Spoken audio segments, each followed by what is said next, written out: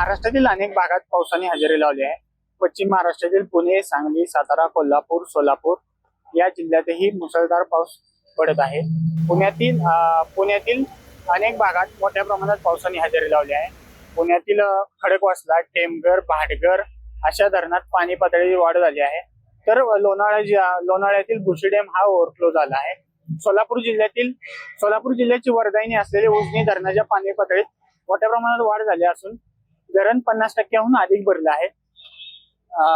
तर कोल्हापूर जिल्ह्यातील राधानगरी तसेच सातारा जिल्ह्यातील कोयना धरणाच्या पाणी पातळीत वाढ झाली आहे। सध्या वाढ झाली आहे। पुणे जिल्ह्यातील अनेक भागात दरडी कोसळण्यासारख्या घटना घडलेल्या आहेत। तसेच अनेक ठिकाणी झाड पडण्याच्या सुद्धा घटना घडलेल्या आहेत। काल मावळ जिल्ह्यातील कुंडमाळा येथे झालेल्या घटनेनंतर प्रशासनाने पर्यटन स्थळी जाताना काळजी घ्या असं आवाहन नागरिकांना केलं आहे, तसेच पर्यटकांना केलं आहे।